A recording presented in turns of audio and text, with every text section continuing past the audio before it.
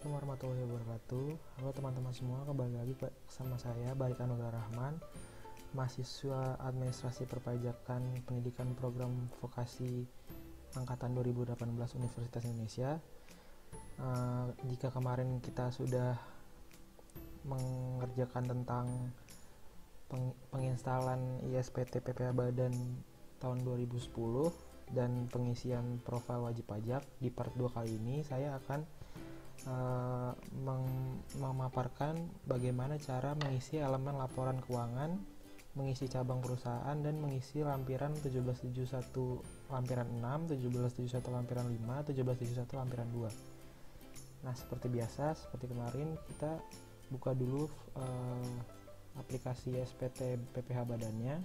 Jika sudah, kita konekin database, yaitu yang kemarin PTMNF Pesona Indonesia. Kita klik 2 kali atau oke.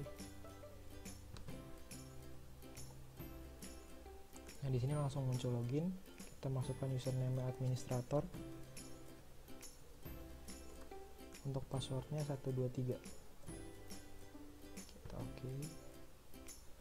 Oke, selanjutnya karena kemarin kita belum buat SPT, maka kita buat dulu SPT. Jadi di sini tuh di menu program ada menu buat SPT baru. Jika belum ada, kalau misalnya udah ada, buka SPT yang udah ada. Karena kita belum ada SPT, maka kita buat SPT baru. Nah, karena kita mengerjakannya tahun pajak 2018, maka kita buat yang 2018. Kita buat kebetulan 0, kita buat. Oke. Nah, jadi cara tahunya kita sudah masuk ke udah masuk ke SPT-nya, udah buka SPT-nya itu udah di sini nih, di bawah tombol keluar.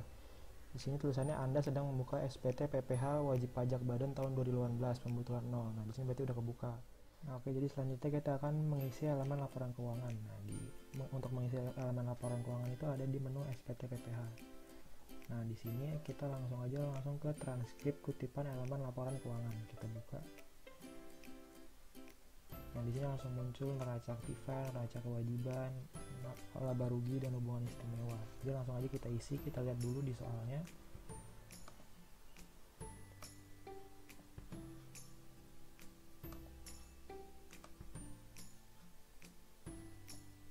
Nah, ini dia. Di sini jadi kita langsung masukin aja yang udah ada di laporan neracanya. Di bagian aktiva di sini ada kas dan setara kas, kita masukin 2.450.000.000.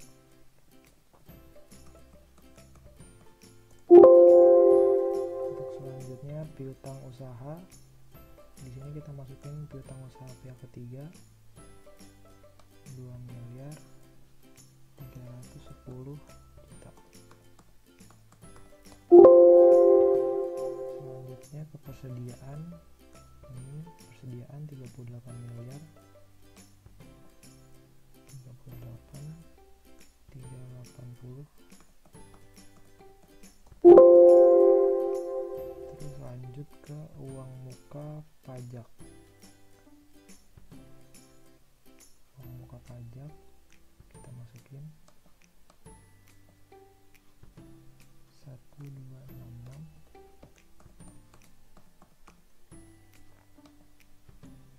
Oke, terus lanjut ke biaya dibayar di muka. Di sini nomor 9 ya. Jadi di sini tulisannya beban dibayar di muka.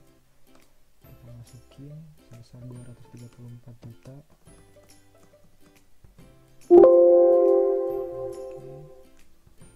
Terus lanjut ke aktiva tidak lancar. Di sini ada harga perolehan aktiva tetap. Kita masukinnya itu ke aktiva tetap lainnya, yaitu sebesar 8.475.875.600.600 rupiah. Oke, nah di sini untuk akumulasi penyusutannya di sini kan minus. Cuman untuk di sini tuh tidak usah diminusin karena di sini udah tertulis dikurangi akumulasi penyusutan, berarti nggak usah pakai minus. Berarti kita langsung nulis aja 2.505.444.555. jadi bakal langsung otomatis. Terus yang terakhir ada investasi. Di sini kita masukin investasi jangka panjang lainnya di nomor 17 sebesar 45 miliar. Nah, jika sudah dimasukkan semua aktivanya, kita sebaiknya ngecek dulu nih dari jumlah aktivanya apakah sudah sama seperti di neraca atau belum. Jika di sini sih sudah sama ya, jadi jika belum mungkin ada kesalahan dalam penginputannya, jadi bisa dicek lagi seperti itu. Terus kita lanjut ke neraca kewajiban. Nah, di neraca kewajiban juga sama, kita masukin aja yang ada di neraca, di laporan neracanya. Di sini ada hutang usaha. Hutang usaha nih kita masukin ke nomor 1, hutang usaha pihak ketiga sebesar 4 miliar 282 juta. Terus lanjut ke hutang usaha pihak yang mempunyai hubungan istimewa. Itu nomor 2 itu hutang pemegang saham, yang ada di sini hutang pemegang saham sebesar 1 miliar 800 juta. Terus lanjut ke hutang pajak. Di sini ada hutang pajak nomor 4 ya, itu sebesar 1 miliar 423 juta. 1 miliar 423 juta.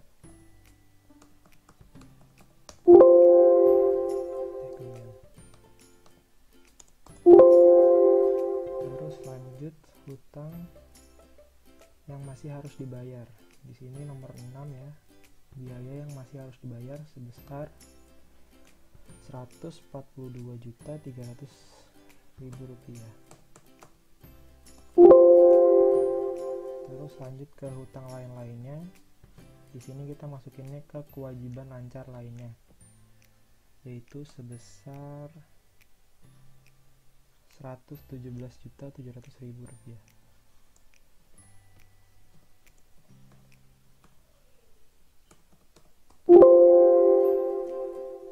Oke, terus lanjut di sini ada hutang bank ya. Di sini nomor 7 hutang bank itu sebesar 38 miliar. Kita masukin lagi.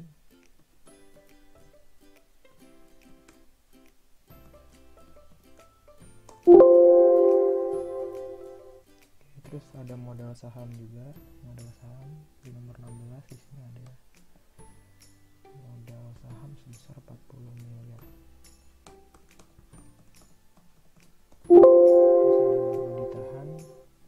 Di tahun sebelumnya 1 miliar sebesar 1 miliar, nomor 18.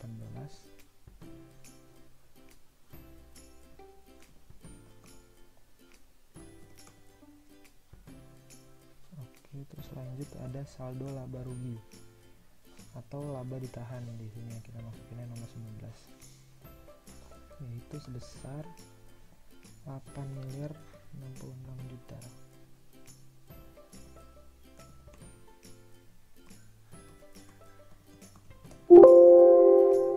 Di sini juga jumlah kewajiban dan ekuitasnya udah sama juga ya, 95571431 045. Jika belum, jadi mohon dicek lagi ada penginputan yang salah seperti itu. Oke, untuk selanjutnya di yang pengisian untuk laba ruginya, kita harus melihat dulu di data keuangan perusahaannya.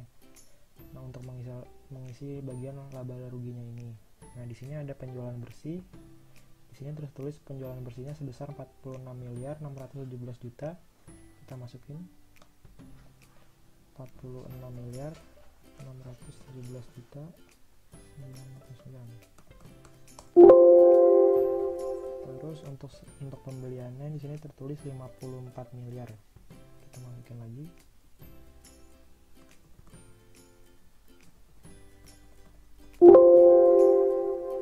Terus untuk saldo barang dagang awal di sini tertulis persediaan barang awal sebesar 17 miliar. Kita masukin lagi.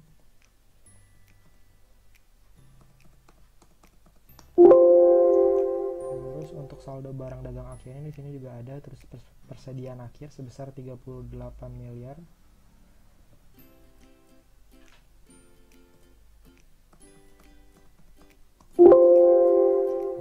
Muncul otomatis seperti ini ya, dari ISPT-nya langsung dihitung sama dia. Kita lanjut ke beban penjualan. Di sini beban penjualannya itu tidak ada, jika dilihat dari data ininya nggak ada beban penjualan. Terus untuk lanjut ke nomor 8, beban umum administrasi. Nah, di sini ada nih jumlah biaya usaha lainnya. Itu sebesar 3.751.000.000. Kita masukin.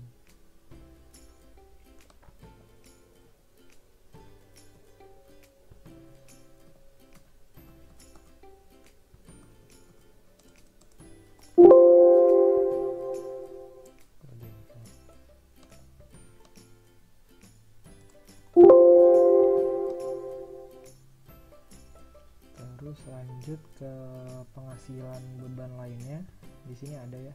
Yaitu di sini tulisannya jumlah penghasilan atau biaya usaha lainnya, yaitu sebesar 530 juta. Dan ini tuh minus atau dikurungin. Nah, karena di sini tuh nggak ada tulisan dikurangi atau sebagainya, berarti itu tidak otomatis. Maka untuk memasukkan penginputannya kita memerlukan tanda minus sebelum memasukkannya. Jadi 530 minus 530 juta.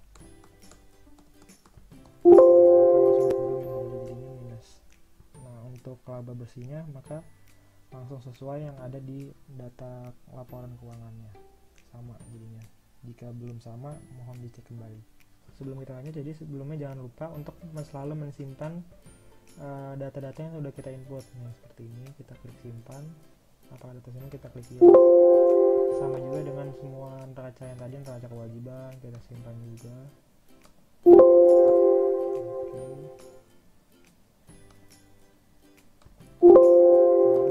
Bagiannya hubungan istimewa ini karena di soal tidak ada hubungan istimewa, jadi kita tidak mengisinya. Namun jika ada hubungan istimewa, maka kita tambahkan hubungan istimewa di sini, di bagian yang ini, seperti itu. Jadi begitu untuk cara mengisi elemen-elemen laporan keuangan.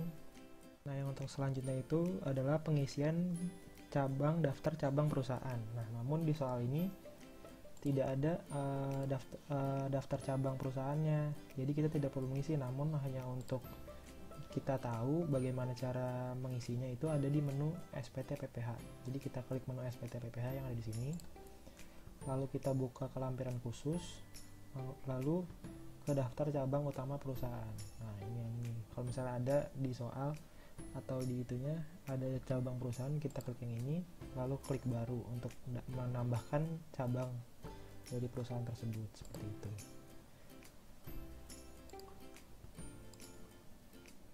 Selanjutnya kita lanjut untuk mengisi lampiran 6 dari SPT PPH badan ini.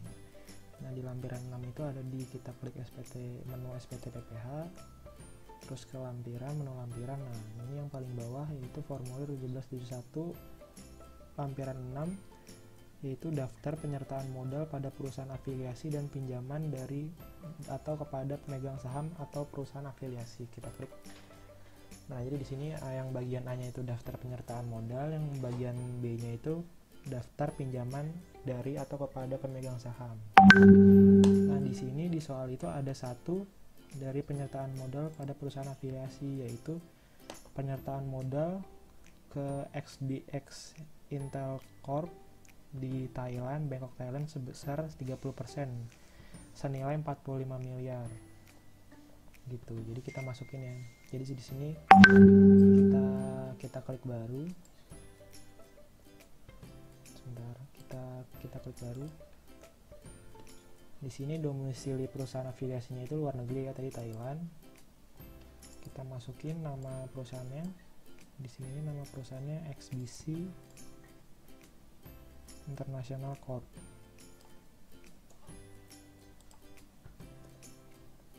Untuk alamatnya di sini juga ada. Kita masukin Bangkok Thailand. Nah, di sini untuk BUT-nya ini tidak dijelaskan secara pasti apakah perusahaan Thailand ini punya BUT di Indonesia atau tidak. Jadi saya mengasumsikan bahwa perusahaan ini tidak memiliki BUT. Jadi kita tidak perlu mengisi ini. Terus selanjutnya valuta asingnya di sini itu tertulis menggunakan baht Thailand yang kita cari. Dan di bawah di scroll. Nah, ini baht Thailand. Di sini untuk jumlah falasnya udah saya hitung tadi, jadi senilai 40 miliar rupiah dibagi dengan Rp441,96 per batnya. Jadi bakal muncul angka yaitu sebesar 101.816.169,16 rupiah. Di sini kursnya kita masukin 441,96,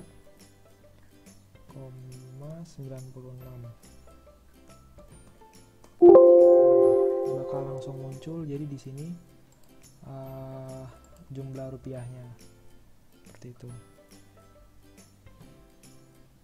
Untuk penyertaannya sebesar 30%. Oke, jadi kita simpan ya. Sesuai di soal di sini penyertaannya 30%, udah benar. Oke, kita simpan. Untuk database simpan rekam baru tidak usah karena cuma ada satu. Oke, jadi seperti itu. Untuk selanjutnya kita lanjut ke lampiran 5. Lampiran 5 itu sama seperti tadi, kita bukanya di menu SPT PPH ke bagian lampiran. Nah, terus ke bagian kanan ini formula 1771 lampiran 5, yaitu daftar pemotong saham atau pemilik modal dan jumlah dividen yang dibagikan dan susunan pengurus atau komisaris. Kita klik, kita buka. Nah, jadi sini di bagian A nya itu daftar pemegang saham atau pemilik modalnya, di bagian B nya itu daftar susunan pengurus dan komisaris. Nah, jadi jika kita lihat di soal, di sini ada daftar pemegang sahamnya, ntar dimasukin ke bagian A, dan daftar susunan pengurusnya dimasukin ke bagian B. Jadi kita pilih klik baru. Nah, di sini jumlah modal disetor penuhnya itu yang dimaksud di sini tuh adalah jumlah modal dari jumlah total ini yang dijumlah semuanya antara 1, 2 dan 3. Jadi di sini setelah saya hitung itu jumlahnya sebesar 40 miliar. Kita tulis 40 miliar. Oke, terus untuk selanjutnya kita masukkan NPWP-nya, cuman hanya dibedakan dari kode KPP-nya saja sesuai di soal.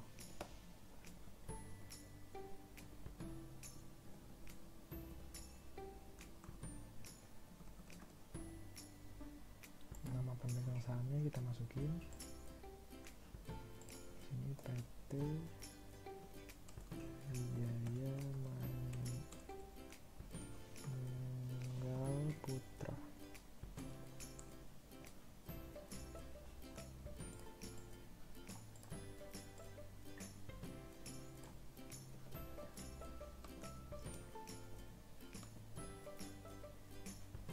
Modalnya disitu sebesar 7.500.000.000.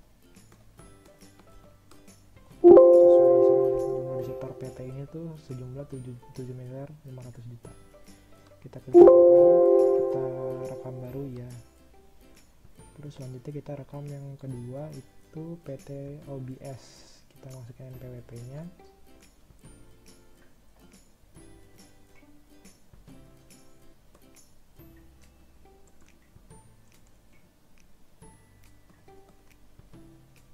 Nama pemegang sahamnya kita copy.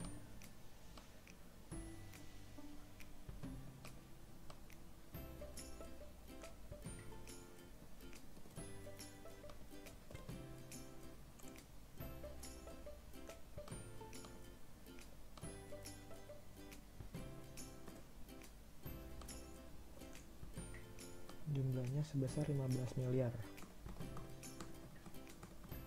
Lanjut kita simpan dulu. Nah, jadi tadi kan di jumlah modal terpenuhnya kita tidak masukin manual ya, karena emang udah di awal saja masukinnya itu sebesar 40 miliar. Jadi bakal lanjut otomatis untuk setiap itunya. Kita rekam baru, yes. Kita masukin yang ketiga NPWP-nya.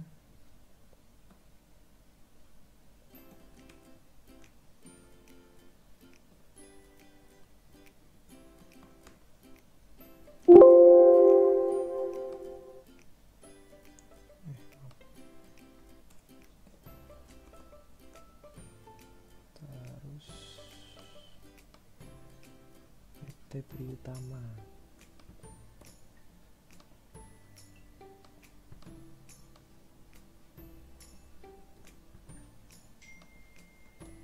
Jumlah modal yang disetornya utangnya sama si PT Pidotama itu sebesar 17 miliar 500 juta. Oke, sudah kita simpan. Klik no. Maka di sini udah ya, jumlah disetorkan 40 miliar dan sudah 100%. Kita lanjut ke bagian B, itu data susunan pengurus dan komisarisnya. Kita sama seperti tadi, kita klik baru. Di sini bakal muncul. Kita masukin NPWP dari si Elvira Suprihatin ini, yaitu 44.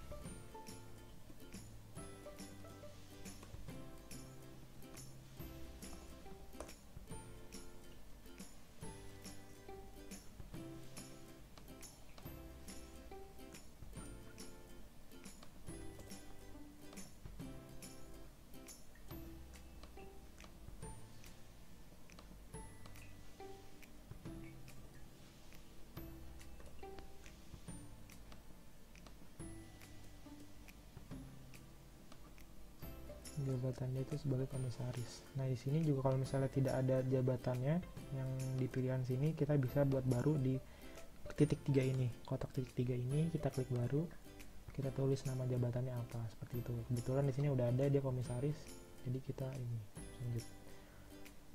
Oke, kita ulangi lagi, kayaknya sepertinya gara-gara tadi.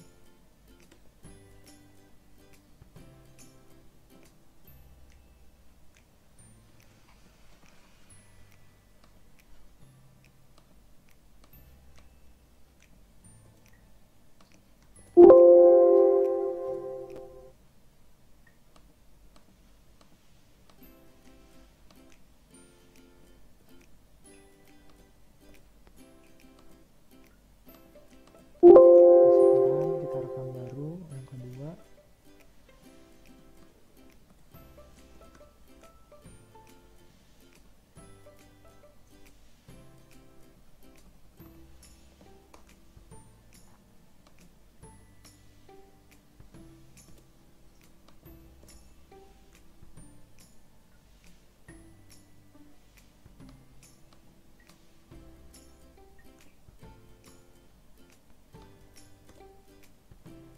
Yaitu sebagai direktur utama. Simpan, yes. Yang ketiga kita masukin.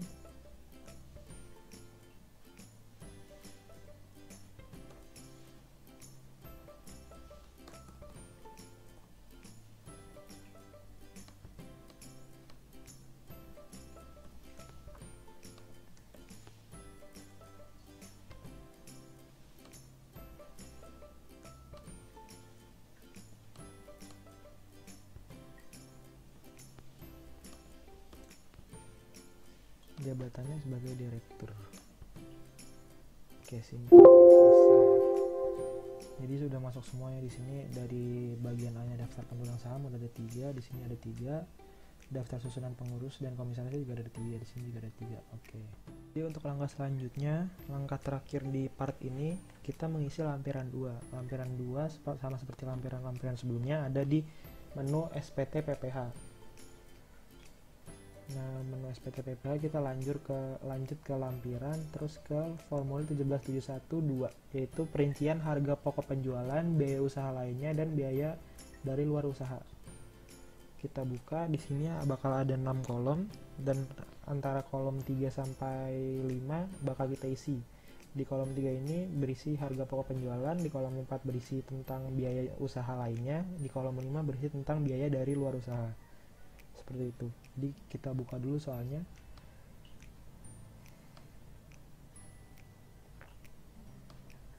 Kita buka soalnya. Jadi di sini harga pokok penjualan nanti kita masukin ke sini. Jadi yang pertama itu kita masukin pembelian. Di sini pembelian bahan dan barang dagang sebesar 54 miliar 900 juta. Kita masukin 54 miliar 900 juta. Terus selanjutnya ke persediaan awal barang di nomor 12 itu sebesar 17.750.000 rupiah, 17 miliar 750 juta.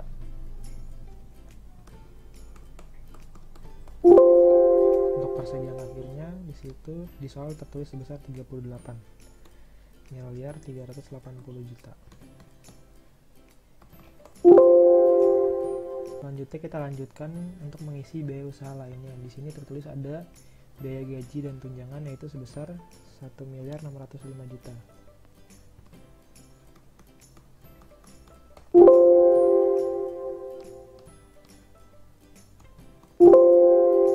Untuk biaya transportasi di sini tertulis 358.500 ribu rupiah. Terus untuk biaya penyusutan dan amortisasi di sini karena digabung maka kita jumlahkan dulu antara biaya penyusutan dan biaya amortisasi, yaitu sebesar, saya sudah hitung, sebesar 707 juta.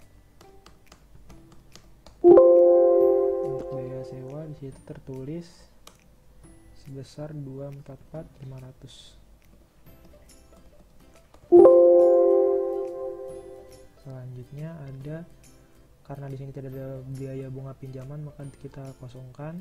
Terus kita lanjut ke biaya audit dan biaya iklan promosi. Di sini biaya audit dan biaya iklan promosi ini digabungkan dengan biaya sehubungan dengan jasa. Kita gabungkan dengan jumlah 260.250.000 rupiah. Terus kita lanjut ke biaya iklan dan promosi itu sebesar 300 juta.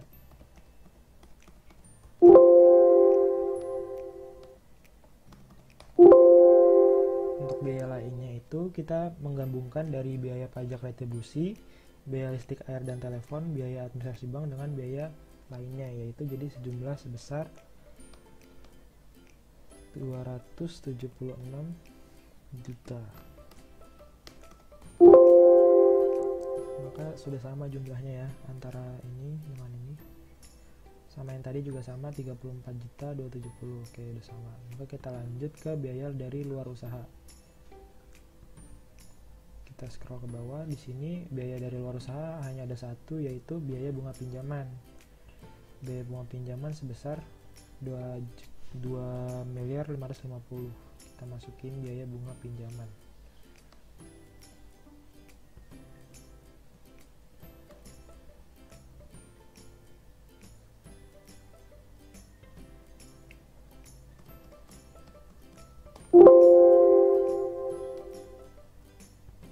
Oke, jadi udah semua. Jika sudah semua maka kita klik simpan. Data disimpan, yes.